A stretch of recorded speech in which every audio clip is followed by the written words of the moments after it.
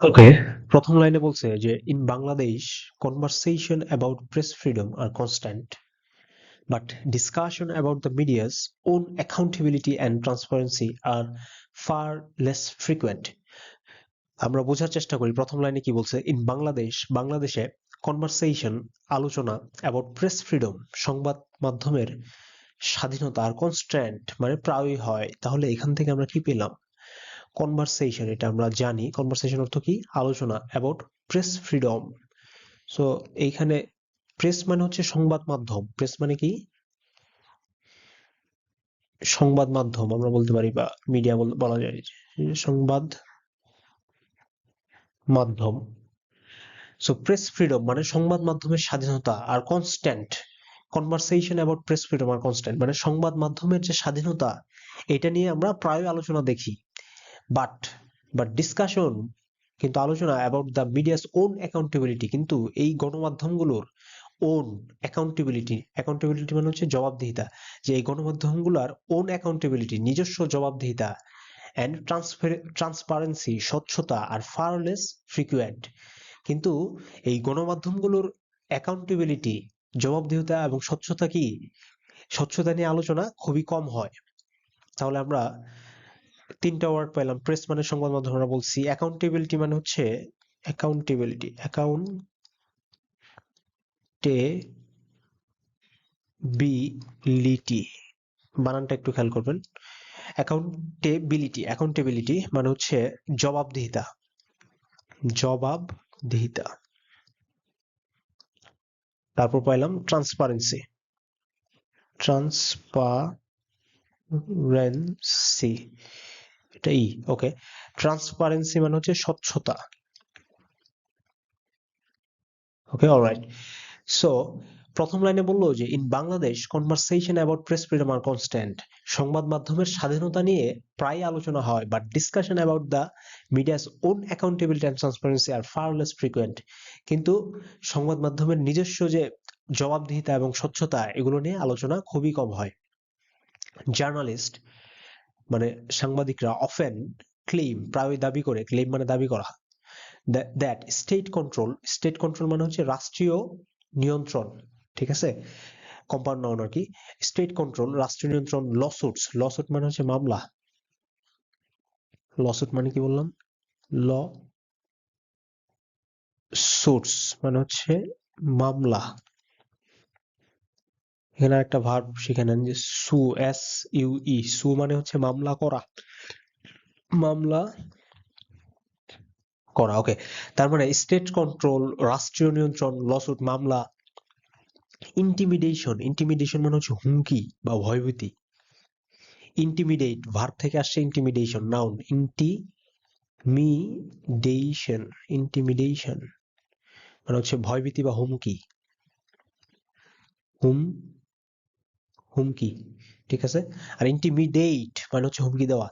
তাহলে জার্নালিস্টরা প্রায় দাবি করে যে রাষ্ট্রীয় নিয়ন্ত্রণ, মামলা, ইন্টিমিডেশন মানে ভয়ভীতি, অ্যাটাকস আক্রমণ, ব্ল্যাকআউট মানে হচ্ছে যে প্রচার বন্ধ করে দেওয়া, ডিপেন্ডেন্স অন অ্যাডভার্টাইজিং বিজ্ঞাপনের উপর নির্ভরতা, অ্যাডভার্টাইজিং মানে কি বিজ্ঞাপন, অ্যাডভার্টাইজিং মানে বিজ্ঞাপন, and political ownership or influence রাজনৈতিক মালিকানা অথবা অর ইনফ্লুয়েন্স প্রভাব, হিন্ডার মানে বাধাগ্রস্ত করা, হিন্ডার মানে কি বাধাগ্রস্ত করা, hinder their ability to work freely. তার মানে জার্নালিস্ট বা সাংবাদিকরা প্রায়ই দাবি করে কি, যে রাষ্ট্রীয় নিয়ন্ত্রণ, মামলা, হুমকি, আক্রমণ, প্রচার বন্ধ করে দেওয়া, ডিপেন্ডেন্স অন অ্যাডভার্টাইজিং বিজ্ঞাপনের উপর নির্ভরতা, রাজনৈতিক মালিকানা অথবা প্রভাব, প্রায়ই তাদের কাজ করার যে সক্ষমতা সেটা কি করে, স্বাধীনভাবে কাজ করার যে সক্ষমতা সেটাকে বাধাগ্রস্ত করে, এটা সাংবাদিকরা প্রায়ই দাবি করে। তারপর এইখানে রাইটার বলতেছে কি, যে বাট সিটিজেন্স নাগরিকরা may also raise an equally valid concern, কি বলতেছে, তাহলে তো নাগরিক যারা আছে তারাও কিন্তু অলসো রেইজ অবশ্যই উত্থাপন করতে পারে অ্যান ইকুয়ালি সমানভাবে ভ্যালিড কনসার্ন গুরুত্বপূর্ণ উদ্বেগ। তার মানে এখানে বলতেছে কি, যে তাহলে তো এই জার্নালিস্টরা যেভাবে দাবি করে যে তাদের উপর বিভিন্ন ধরনের প্রেসার থাকে, হ্যাঁ, তাহলে এই প্রেসার গুলা যে তারা বলে যে হচ্ছে এগুলার মাঝখানে আমরা কাজ করতেছি, তাহলে সিটিজেন যারা আছে, যারা নাগরিক আছে, তারা কি দাবি করতে পারে না? তারা কি may also raise an equally valid concern? তারা অবশ্যই কিন্তু একটা উদ্বেগ জানাইতে পারে। কি উদ্বেগটা? কি, if the government is not regulating the media, then who will? If the government is not regulating, regulate মানে নিয়ন্ত্রণ করা, যে গভর্নমেন্ট যদি মিডিয়াকে নিয়ন্ত্রণ না করে, রেগুলেট মানে নিয়ন্ত্রণ করা, তাহলে তাহলে কি বলতেছে যে নাগরিকরাও তো তাহলে একটা সমানভাবে গুরুত্বপূর্ণ একটা কনসার্ন, একটা উদ্বেগ তারা রেইজ করতে পারে, উত্থাপন করতে পারে, যে কি, যে যদি গভর্নমেন্ট মিডিয়াকে নিয়ন্ত্রণ না করে, গণমাধ্যমকে নিয়ন্ত্রণ না করে, তাহলে কে করবে? ঠিক আছে, যে কারণ মিডিয়া তো নিজেও বায়াস হইতে পারে, বায়াসড হইতে পারে, মিডিয়া নিজেও প্রপাগান্ডা বা ফেক ইনফরমেশন তারা হচ্ছে স্প্রিড করতে পারে, ছড়াইতে পারে। তাহলে মিডিয়ার উপর কি কারো নিয়ন্ত্রণের দরকার নাই? যদি গভর্নমেন্ট নিয়ন্ত্রণ না করে, তাহলে কে নিয়ন্ত্রণ করবে? এই জিনিসটাই রাইটার বোঝানোর চেষ্টা করতেছে। তাহলে this leads to an uncomfortable question, যে এটা একটা অস্বস্তিকর, আনকমফোর্টেবল মানে কি, অস্বস্তিকর। This leads to an uncomfortable question, এটা একটা অস্বস্তিকর প্রশ্নের জন্ম দেয়।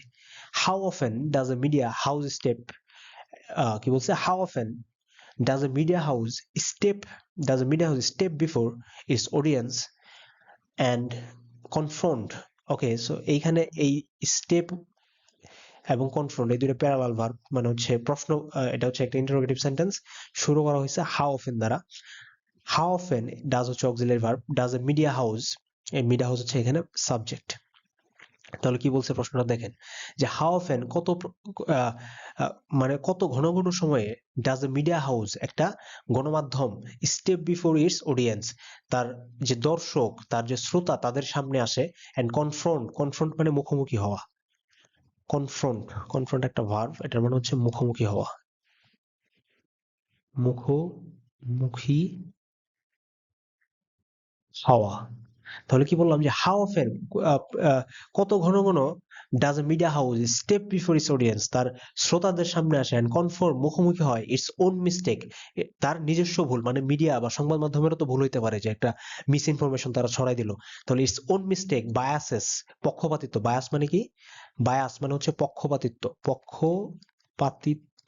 পাতিত্ব, ফিনান্সিয়াল ইন্টারেস্ট, আর্থিক স্বার্থ, ফিনান্সিয়াল ইন্টারেস্ট, আর্থিক স্বার্থ, ইন্টারেস্ট মানে হচ্ছে এখানে স্বার্থ, or the pressure that influence it's reporting, অথবা চাপ যেটা হচ্ছে কি করে তার রিপোর্টিং কে ইনফ্লুয়েন্স করে, প্রভাবিত করে। তার মানে বলতেছে যে হচ্ছে যে একটা মিডিয়া কি কত ঘন ঘন, মিডিয়া তো প্রায়ই বলে যে হচ্ছে আমরা হচ্ছে আমাদের উপর সেন্সরশিপ দেওয়া হচ্ছে, আমাদের উপর হচ্ছে বিভিন্ন রাষ্ট্রীয় নিয়ন্ত্রণ, মামলা ইত্যাদির হুমকি দেওয়া হচ্ছে, ভয় দেখানো হচ্ছে, আমরা আক্রমণের শিকার হই।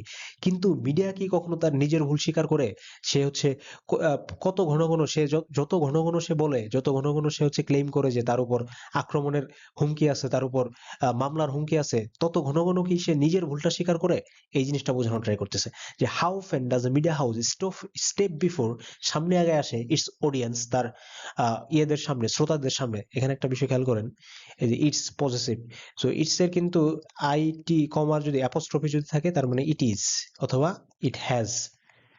আর যদি অ্যাপোস্ট্রফি না থাকে কিন্তু পরে যদি এস থাকে, তার মানে সেটা হচ্ছে পজেসিভ, এটার মানে হচ্ছে কি, ইহার। বিফোর ইটস অডিয়েন্স, তার শ্রোতাদের সামনে আসে, অ্যান্ড কনফ্রন্ট মুখোমুখি হয় ইটস ওন মিস্টেক, তার নিজস্ব ভুল, পক্ষপাতিত্ব, অথবা আর্থিক স্বার্থ, অথবা প্রেশার যেটা তার রিপোর্টকে প্রভাবিত করে। So this lack of a culture of self-examination, this lack of a culture, এই সংস্কৃতির যে ঘাটতি, কোন সংস্কৃতির ঘাটতি? of self-examination, যে আত্মপরীক্ষার এই সংস্কৃতির যে ঘাটতি, is the most fragile মানে ভঙ্গুর, is the most fragile aspect of our media environment। তার মানে এই যে পরীক্ষার যে হচ্ছে সংস্কৃতির যে অভাব, এটাই হচ্ছে আমাদের মিডিয়ার সবচেয়ে বড় ভঙ্গুর অবস্থা বা পরিস্থিতি। কি বললো তাহলে? ফ্রাজাইল মানে কি বললাম? ভঙ্গুর। ফ্রাজাইল মানে হচ্ছে ভঙ্গুর, ফ্রাজাইল কি বললাম? ভঙ্গুর। ওকে, তাহলে this lake of culture of self examination, এই যে নিজস্ব বা আত্মপরীক্ষার যে অভাব, সংস্কৃতির যে অভাব, is the most fragile aspect, সবচেয়ে ভঙ্গুর দিক অফ আওয়ার মিডিয়া এনভায়রনমেন্ট, আমাদের গণমাধ্যমের। That is where the idea of self regulation ইমার্জেস মানে হচ্ছে উত্থান হওয়া। ইমার্জ মানে কি? উত্থান হওয়া,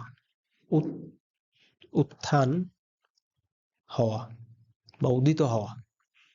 ওকে, দ্যাট ইজ হোয়ার এইখানেই the idea of self regulation আত্মনিয়ন্ত্রণের যে আইডিয়াটা এটা উত্থান হয়, এটার আবির্ভাব হয়। নট অ্যাজ সেন্সরশিপ হিসেবে না, but as a form of responsibility, কিন্তু এটা সেন্সরশিপ হিসেবে না, কন্ট্রোলিং কোনো পলিসি হিসেবে না, but as a form of responsibility, কিন্তু দায়বদ্ধতার একটা জায়গা থেকে। বুঝতে পারলাম? তাহলে এইটাই হচ্ছে বোঝানোর ট্রাই করছে যে হচ্ছে আমাদের মিডিয়া গুলো যে হচ্ছে তারা প্রায়ই দাবি করে যে তাদের উপর মামলার হুমকি রয়েছে, তাদের উপর আক্রমণের হুমকি রয়েছে, কিন্তু মিডিয়াগুলো কি কখনো তাদের নিজস্ব যে ভুল, তাদের যে হচ্ছে পক্ষপাতিত্ব, তাদের যে হচ্ছে সেলফ কনফ্লিক্ট অফ ইন্টারেস্ট, যেমন হচ্ছে তারা একটা কর্পোরেট এজেন্সি থেকে হচ্ছে তারা তাদের একটা বিজ্ঞাপন নিল, কিন্তু ওই এজেন্সি যদি হচ্ছে কোনো ধরনের নীতির বাইরে কাজ করে, তারা সেটার নিউজ কিন্তু তারা তখন আর পাবলিশ করে না। এরকম আমরা দেখি দেখি যেমন হচ্ছে অনেকগুলো গ্রুপ আছে যাদের কাছ থেকে হচ্ছে যারা হচ্ছে পত্রিকাগুলোর প্যাট্রোনাইজার অ্যাকচুয়ালি বাংলাদেশে।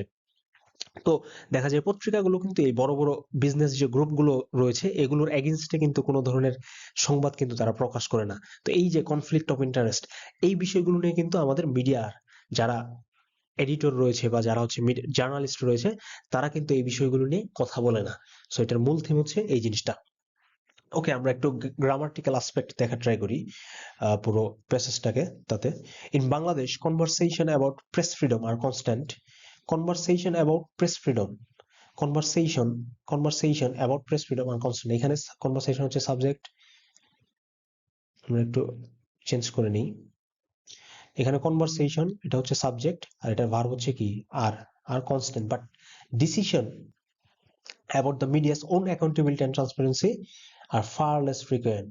But decision এখানে but uh, discussion about the media's own accountability and transparency are first, এই যে এখানে ডিসকাশন হচ্ছে কি সাবজেক্ট পর সেন্টেন্স। তারপরে দেখেন জার্নালিস্ট অফেন ক্লেইম, জার্নালিস্ট এই যে জার্নালিস্ট আছে মানে হচ্ছে প্লুরাল আছে, তাই জন্য এটার যে ভার্ব ক্লেইম সে হচ্ছে কি ফর্মে, প্লুরাল ফর্মে আছে। জার্নালিস্ট অফেন ক্লেইম, জার্নালিস্টরা প্রায় দাবি করে, ক্লেইম দাবি করে, কি দাবি করে, তার মানে এই যে ক্লেইম যে ভার্বটা, এটা কি ভার্ব? জার্নালিস্ট অফেন ক্লেইম, আমার কি হচ্ছে সেন্টেন্সের যে অর্থ এটা কি প্রকাশ পরিপূর্ণভাবে প্রকাশ পাইলো না। তার মানে আমরা যদি হোয়াট দ্বারা প্রশ্ন করি যে journalist often claim, what do journalist claim, journalist claim, so তখন কিন্তু আমরা উত্তর পাই কি, এই যে journalist claim what, that, that দিয়ে পরের যে বাকি অংশ। তার মানে এইখানে এই ক্লেইম হচ্ছে ক্লেইম, ক্লেইম হচ্ছে ট্রানজিটিভ ভার্ব। কি ভার্ব? এখানে ক্লেইম হচ্ছে ট্রানজিটিভ ভার্ব, কারণ সে অর্থ প্রকাশ করে নাই, তার জন্য অবজেক্ট লাগতেছে, ট্রানজিটিভ ভার্ব। এবং এখানে তার অবজেক্ট কি, এই যে দ্যাট এর পরের অংশটুকু যা আছে পুরাটাই হচ্ছে তার অবজেক্ট। তাহলে এই দ্যাট এর বাকি পার্টটুকু কোড ক্লজ, যেহেতু অবজেক্ট হিসেবে কাজ করলো, তার মানে এই দ্যাট দ্বারা শুরু করে বাকি অংশ অবশ্যই কি ক্লজ, নাউন ক্লজ। ঠিক আছে, তাহলে নাউন ক্লজ সম্পর্কে আমরা একটা আইডিয়া পেয়ে গেলাম যে হচ্ছে ট্রানজিটিভ ভার্বের পরবর্তীতে যদি থাকে কোনো একটা পার্ট যেটা ওই ভার্বের অর্থ প্রকাশে সহায়তা করে, পরিপূর্ণ করে সেন্টেন্সের অর্থ প্রকাশে, সেটা হচ্ছে কি ক্লজ, নাউন ক্লজ। পরের সেন্টেন্স দেখেন, but citizens may also raise an equally valid concern if the government is not regulating the media, then how will but the citizen may also raise an equally valid question concern if the government is not, এটা তো খুবই simple sentence. Next sentence, this leads to an uncomfortable question, এটাও simple sentence, how often does a media house step before its audience and confirms its own mistake, এটা হচ্ছে interrogative sentence. তারপরে দেখেন, this lack of a culture of self examination is the most fragile aspect, এই যে এইখানে is হচ্ছে linking verb. এই প্রথম পার্টটুকু হচ্ছে this lake of self examination হচ্ছে সাবজেক্ট, বাকি পার্ট হচ্ছে কি এই পর্যন্ত হচ্ছে কমপ্লিমেন্ট। তারপর that is where the idea of self regulation ইমার্জেস, that is where the idea of self, এখানে এই যে দ্য আইডিয়া হচ্ছে কি হেড ওয়ার্ড, ঠিক আছে, the idea of self regulation, এটার হেড ওয়ার্ড হচ্ছে আইডিয়া, এটা যেহেতু সিঙ্গুলার এই জন্য ভার্ব হয়েছে কি সিঙ্গুলার, ইমার্জেস, এস আছে কিন্তু পরে, not age censorship but as a form of responsibility. So এই হচ্ছে আমাদের আজকের learning vocabulary and grammar from newspaper. আমরা ডেইলি একটি করে হচ্ছে নিউজ পেপার উপরের উপর একটি করে ভিডিও দিব। এখান থেকে আমরা ভোকাবুলারি এবং হচ্ছে গ্রামার শেখার ট্রাই করব। ওকে, আজ এই পর্যন্তই। Thank you.